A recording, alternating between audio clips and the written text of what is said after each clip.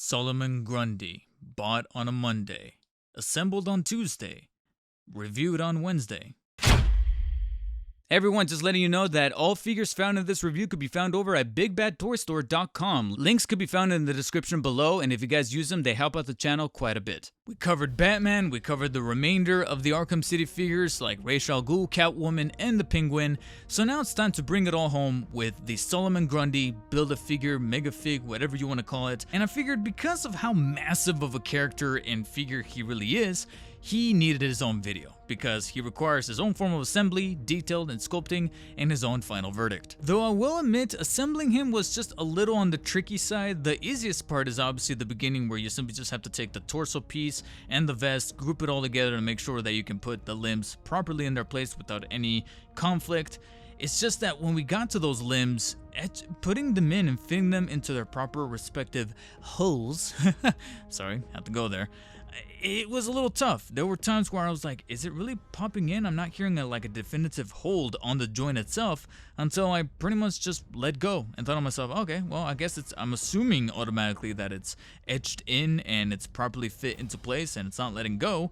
And upon lifting him up, putting on the head, popping it on, making sure that he's properly situated, thought to myself, okay, well, I guess we're ready to rock and roll. Let's get going with Solomon Grundy. And upon first look, he's definitely an impressionistic piece. He definitely has an awful lot of detail that brings out the strengths out of McFarlane as far as sculpting, paint applications, and making sure that we get a proper representation of a character that is very much one of the more, I guess you could say, more comic booky rogue gallery villains from Batman's lore, as far as the character that gets brought back from the dead and is larger than life and is this Frankenstein-esque kind of monster. And they did an adequate job. It's just that when it comes to actual paint applications, there are a couple of things here and there that I look at and go, well, that could be a little iffy. I noticed while assembling him that the actual hue of gray used for his face and his overall head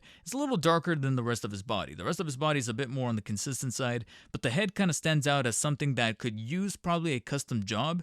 Everything else is actually etched in rather well. I probably would argue that the clothing that is coming apart amongst this person is probably my favorite aspect of the texturing, especially the vest. You can kind of see all the little crinkles and creases and padding and kind of stitching going along here on the back part of his vest, torn up vest here. And then you get to the chains kind of embroiled here along the wrists that are really wonderfully color coded with the brown. I just wish that maybe there was a little bit more of a brush kind of look that, again, it led me to this kind of interpretation or this impression that this is probably one of the figures that an awful lot of customizers, a lot of people who like to make custom figures or paint jobs or want to go the extra mile of adding detail to a figure to make it even more of a very awesome set piece.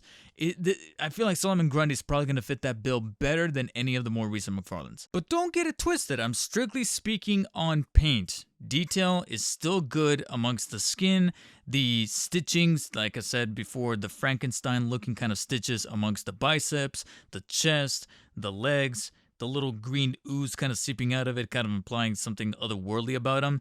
You then get to the face sculpt that, despite, like I said, the hue being a little darker than I would have wanted to be more consistent with the rest of the body, you get some really great look and detail amongst the eyes. Those are some really freaky eyes, and the little texturing going along with the little bit of hairs he's got on the back, as well as the pulled apart kind of smile or teeth showing right there. It's just really, really beautifully sculpted. I cannot get enough of actually looking at those little details. If I was to maybe nitpick, it would be that every time I see that chest, I keep thinking that it's functionable. You know what I'm saying? Like, I can actually dig my nail into the little crevices of the cutout there and actually expose a little bit of the inside to show the little mechanical workings that gets Solomon Grundy going, just like in the video game. That would have been a nice little added detail.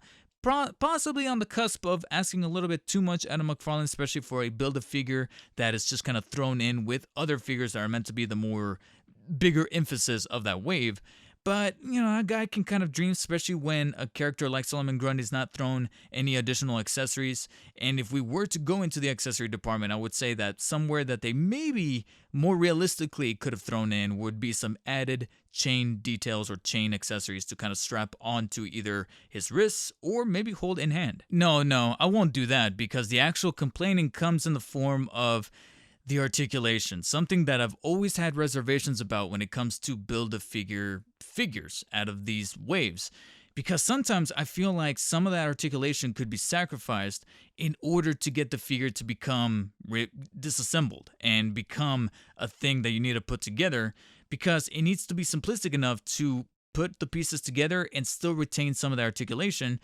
Often enough, though, I find myself in a compromisable position to look at some joints and be like, well, that could have been fully realized if this was released as its own separate thing, possibly even as a mega figure. You do get some mobility in the head that's able to move left and right and slightly up and down, but there's still something kind of restricted about the girth of his neck, as well as the vest kind of wrapping around his neck area that pretty much just kind of constricts and limits everything altogether. You do get some good mobility in the arms, though. If you can kind of hear it a little bit on mic, it's very tight and it's very etchy. I don't know, there's just something about it that just doesn't feel all that well about it. It feels a little insecure, both metaphorically and quite literally, to the point where I think one time already, prior to this review, the arm actually came off while trying to move the right top arm joint and extend it towards the side. So there is extension and rotation. It's just that you're just going to have to be a little bit careful of it because that happens to be one of the joints where it's plugged in via the assembly process. Then you get to some joints that just, in my opinion, look kind of ugly because of the way that they were kind of cut and etched into the figure. You get to the elbow where you do have a joint that's able to bend 45 degrees, and inevitably they ended up baking the secondary joint that you typically find in elbows into the top part of that joint to be able to swivel from left to right, but not all the way across because they did something with the, I guess you could say, elbow cap to then come into contact with the chains and the rest of the forearm, and therefore is not able to fully rotate all the way around.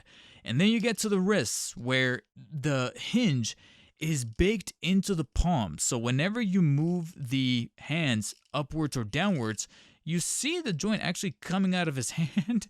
And sure, you could argue that that kind of lends into the monster look of Solomon Grundy, but personally, I'm not a huge fan of it.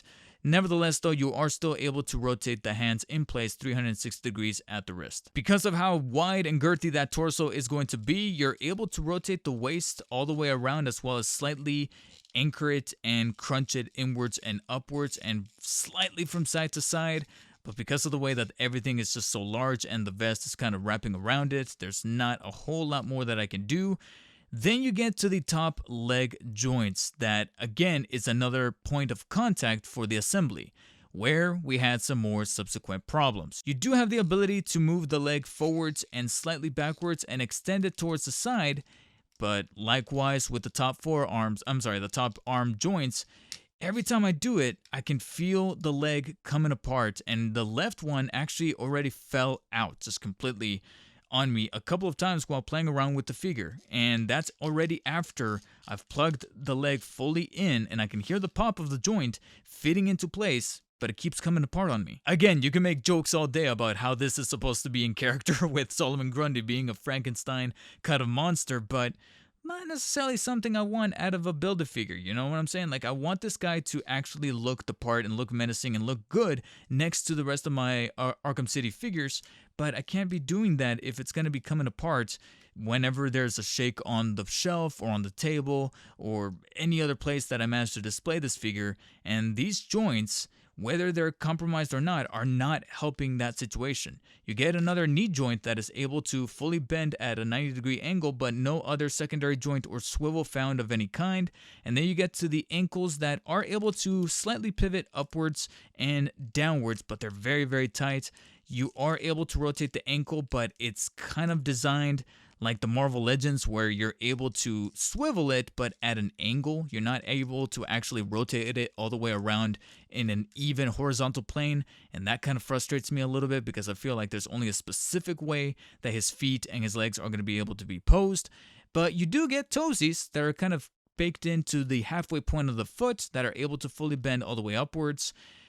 There's just so much working against the figure here as far as articulation that it leaves me kind of disappointed in the articulation, because even though he's the looker of a piece, he's not gonna really work very well if he's just falling apart on me, especially as time goes by. I know it sounds like I'm bitching and moaning about what is essentially a bonus thrown in for collecting the entirety of the Arkham City wave, but this is still Solomon Grundy nonetheless, one of the more underrated characters from Arkham City, and I was kind of looking forward to seeing him get the Build-A-Figure treatment so that he is built to scale. He's a little bit bigger than your average 7-inch, not quite a mega figure stature, but at least he'll get the added detail and sculpting he deserves, and for the most part that is there. I just wish that the articulation would also match it, and because of that, if I was to rate Solomon Grundy, despite not being an actual sellable figure on the side as his own thing separately, I'm still nevertheless gonna give him a 6 out of 10. He's okay, you know, he's got the adequate detail to have some decent presence, especially when being posed next to the rest of the Arkham City figures, but not enough to stand on his own, both figuratively and literally. I mean, he literally came apart a couple of times while I was recording this. His feet came off. Let me know in the comments, are you guys collecting the Arkham City figures right now? And if so, are you doing it just to kind of have the entire collection, or are you doing it to get the pieces to build Solomon Grundy? And do you think that he's worth getting the entire set for, or simply just aim for Batman by himself? Let me know down below, and if you guys enjoyed this video, hit the thumbs up button. If you didn't, hit the thumbs down. Subscribe for more Spidey and Batman content. And as always guys, stay humble. I'll see you later.